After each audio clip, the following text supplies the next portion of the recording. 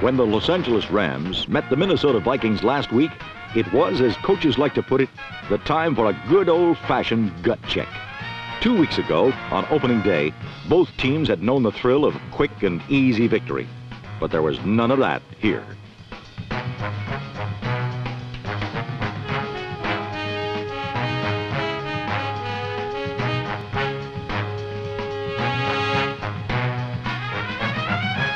It was like tumbling around inside a giant clothes dryer, said Viking linebacker Wally Hilgenberg, number 58. Just as Hilgenberg and his aging teammates were beginning to weaken, the Vikings offense suddenly came to life, and rookie Sammy White pulled in a pass from Fran Tarkenton to give the Vikings a lead in the fourth quarter.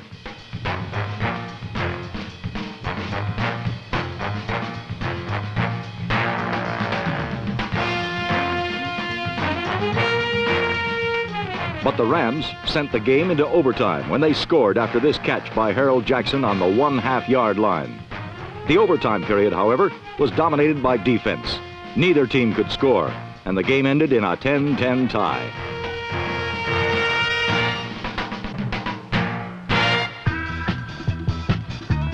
Defense also dominated the game in Buffalo, where the Bills and the Houston Oilers wrestled with each other in a carnival of fumbles, bumbles, and penalties.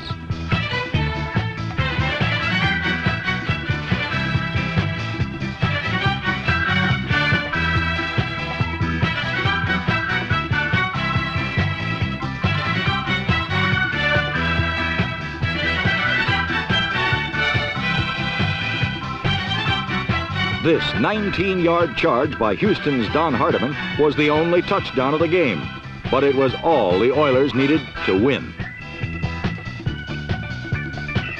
My offense wasn't that good, said Houston's Bum Phillips, but my defense was stronger than cow's breath. Although Houston is best known for its ability to stop the running game, they applied enough pressure on Buffalo's quarterback Gary Morangi to curtail the Bills' passing attack. Last season, Buffalo led the AFC in both passing and running. Today, they could do little of either. Houston's linebackers played an aggressive, blitzing defense on running situations, and they held O.J. Simpson to a paltry 38 yards rushing, Simpson's lowest output in 2.5 years.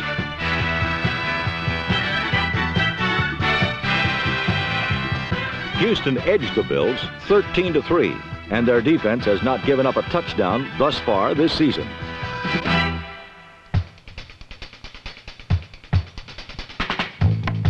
In Tampa Bay, the Buccaneers also have a good defense, but their offense has mysteriously died, and they haven't scored a point in regular season play. An official investigation has failed to turn up any clues, but last Sunday, the Buccaneers certainly had a case against the San Diego Chargers. San Diego stole 3 of Tampa's passes, and Tom Hayes returned one of them 37 yards for a touchdown.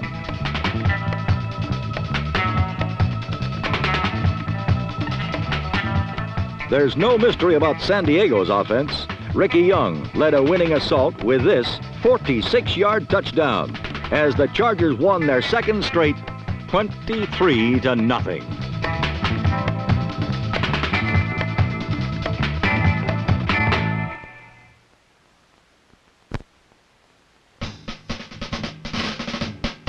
For Philadelphia Eagle fans, the moment of truth had arrived. The new New York Giants were in town for the Eagles' home opener, and Morton, Zonka, and company were favored to deal the Eagles their 8th consecutive loss. As it turned out, one of the few successful Giant plays carried to the Eagle 35, but amazingly, the drive ended with a 3rd and 55 from the New York 20. Meanwhile, Dick Vermeil's no-name backfield was beginning to make a name for itself. Number 35, rookie fullback Mike Hogan from Tennessee at Chattanooga, was the Eagles' 9th draft pick. Their 10th choice was halfback Herb Lusk, number 32 from Long Beach State. Each accounted for more than 100 yards running and receiving, as the inspired Eagles delivered victory number 1 for rookie head coach Dick Vermeil.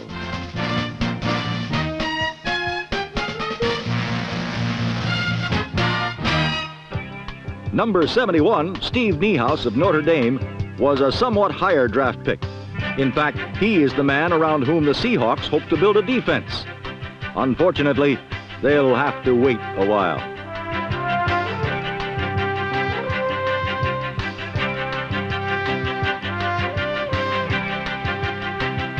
Last week, some of the Seahawks needed a helping hand just to stay on their feet. Washington Redskin coach George Allen made sure the over-the-hill gang stayed pointed in the right direction. Number 72, Dyron Talbert, showed how to collapse guard, fullback, and halfback single-handedly, while the fledgling Seahawks at times made matters even easier for the Redskins' wily old defense.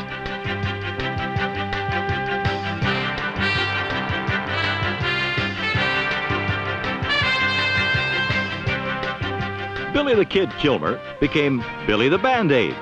But no matter, Jurgensen didn't throw with his belly, and Kilmer doesn't throw with his nose. Mike Thomas had another big game with 2 touchdowns and 143 yards rushing, but Kilmer's pinpoint passes were just as important.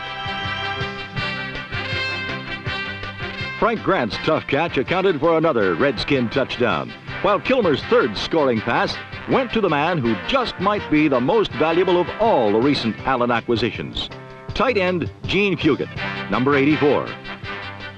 In all, the over-the-hill Redskins scored 31 points, while holding the not-yet-over-the-hump Seahawks to 7. San Francisco's Jim Plunkett is another high-priced transplant who last week made big plays with his new teammates in a new city.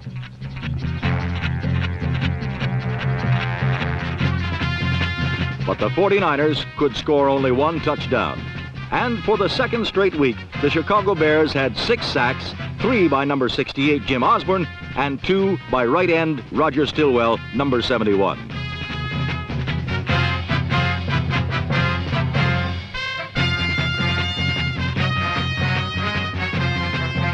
The San Francisco defense had its moments too, such as when Walter Payton was tackled for a safety by number 53, Tommy Hart, the veteran defensive end from Morris Brown College, who has fought a too small label since his rookie year 9 seasons ago. The 49ers celebration did not last long, however, as misdirection plays and the quicksilver moves of Walter Payton accounted for the best rushing performance of the young season.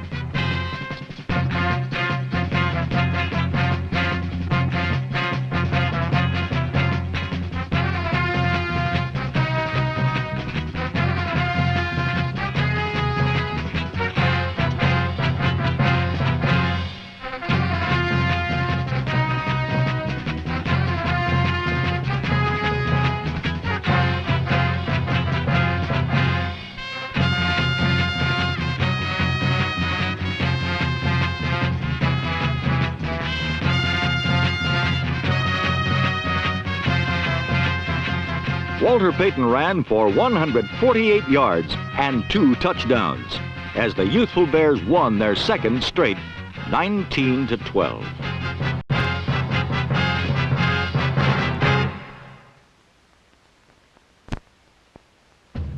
The Cleveland-Pittsburgh game had a decidedly David and Goliath twist.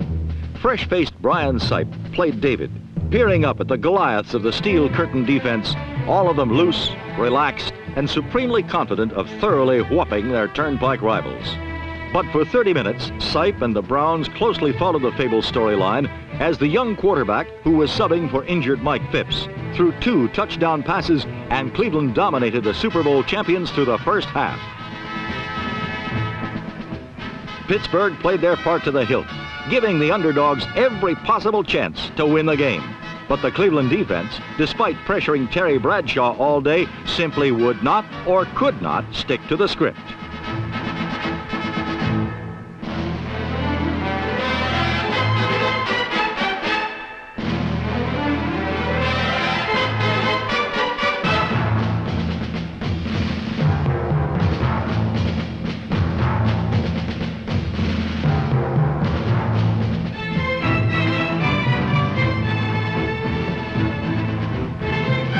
Finally, as it must to all teams who fail to take advantage of the Steelers' rare generosity, the turning point of the contest came quickly and decisively. Don Cockcroft's 593rd career punt was blocked by Jack Ham, and the course of the game was permanently altered. The blocked punt and 2 fumbles by #1 draft choice Mike Pruitt led to 17 third-quarter Pittsburgh points, and in the 4th period, Franco Harris ran wild as the Steelers pulled away from their one-time arch rivals.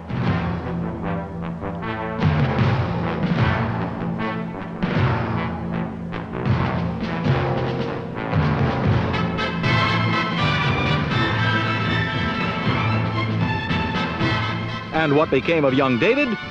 When last seen, Brian Sipe was still searching for his misplaced slingshot somewhere on the tartan turf of the Three Rivers Stadium, where the Cleveland Browns have yet to win a game. No one can accuse the New Orleans Saints of merely rolling over and playing dead without putting up a struggle. And struggle is exactly what they did against Dallas' devastating doomsday defense led by number 54, Randy White.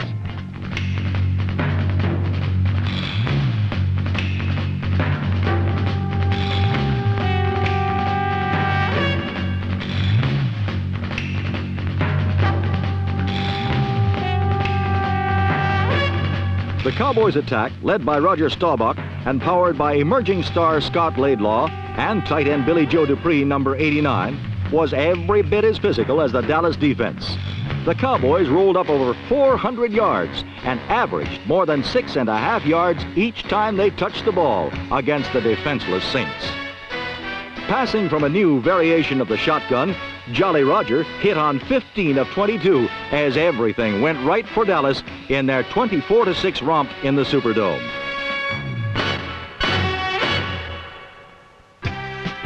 In Denver, there was new headgear and plenty of reason for everyone to smile, for the injury-riddled Broncos came up with a surefire antidote for their many ills. The miracle medicine is called the New York Jets. The Bronco defense hounded hapless Joe Namath into foolhardy cross-court passes like this one that resulted in a touchdown interception by John Rouser.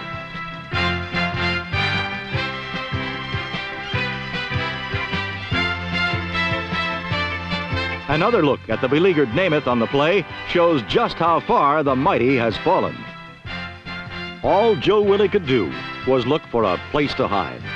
But for the aging quarterback and the New York Jets, there was none. For the second time in 2 weeks, middle-of-the-road quarterbacks looked like all pros against the Jets. The first week, it was Cleveland's Mike Phipps. Now, it was Denver's Steve Ramsey.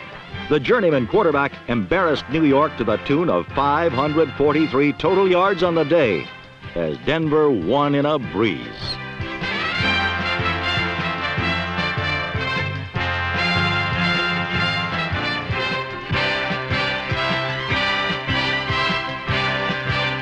When the dust had cleared, the Broncos had handed the New York Jets one of the most decisive defeats in their 17-year history. Final score, Denver 46, New York 3.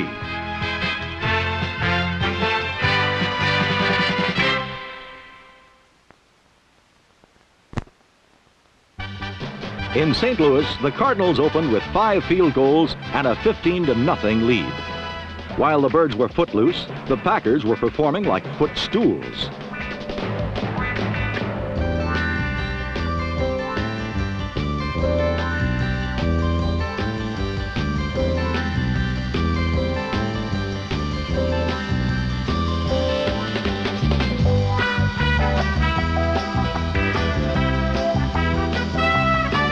Even this apparent Packer score by Ken Payne was called out of bounds, and a victory boogaloo became a symbolic bump and bobble.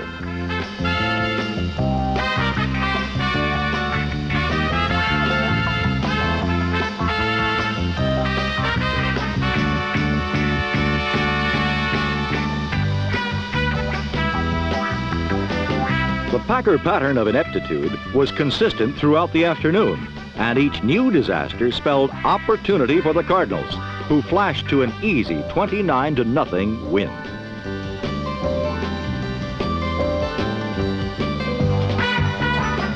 Meanwhile, in Pontiac, Michigan, the Atlanta Falcons, like Green Bay, showed an unusually wide variety of faulty execution themselves. Although the Falcons led 10-0 in the fourth quarter, the roof then caved in when a Greg Landry score was followed by a fake field goal play on which Joe Reed hit pass-eligible linebacker Ed O'Neill.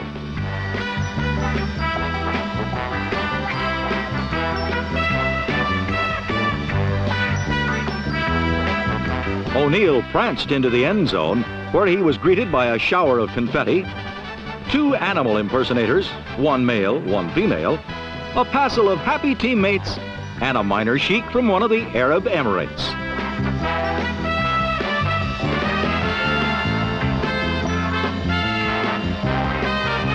The Lions finished their 24-point fourth quarter burst on this score by defensive back James Hunter.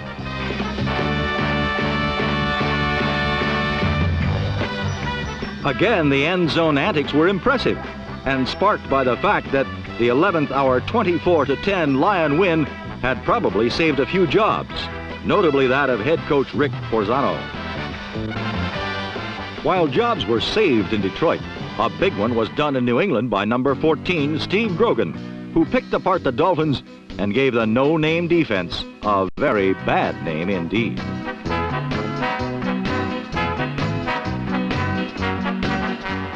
Whether passing or running, the young quarterback from Kansas State was unstoppable as he led New England on a 30-14 rampage that had Miami coach Don Shula muttering, "This is about as bad a beating as we've had in a long time." Conversely, it was the best Patriot performance in years and has people in Boston asking, who's Jim Plunkett?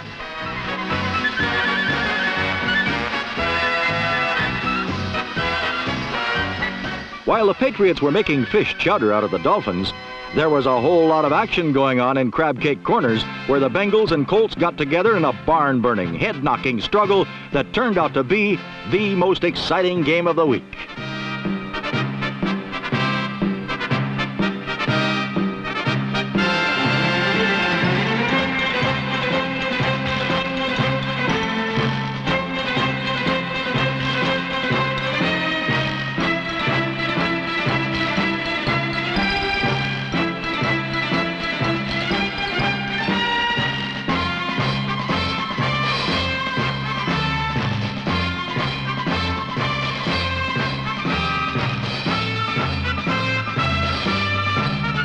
The Baltimore Colts fired the first volley of the day when Burt Jones unloaded a pass to Roger Carr, number 81.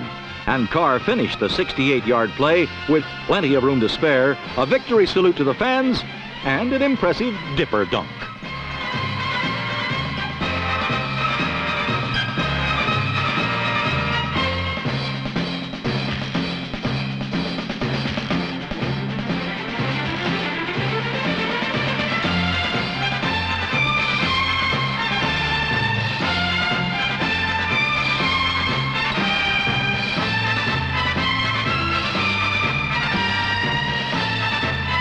No less impressive was the play of Cincinnati's Tommy Casanova, number 37, as the Bengals forged dramatically to a 17-7 lead.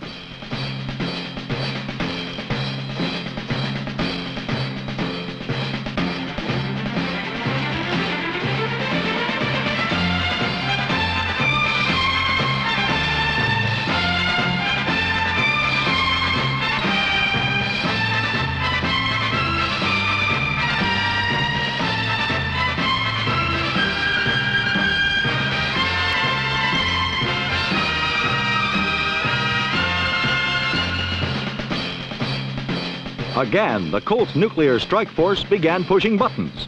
And again, it was a Jones-Carr seeking missile as Baltimore closed to within 20-14 at the half.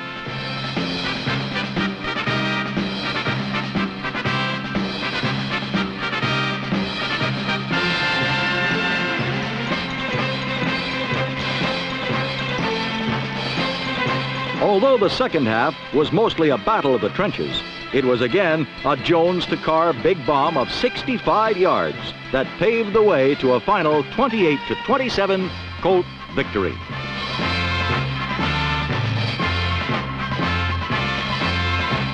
And in Crab Cake Corners, where only a short time ago a coach and his owner were doing a clever imitation of a Burton Taylor breakup, victory and a rifle arm have turned discord into a voluble and harmonious fiesta.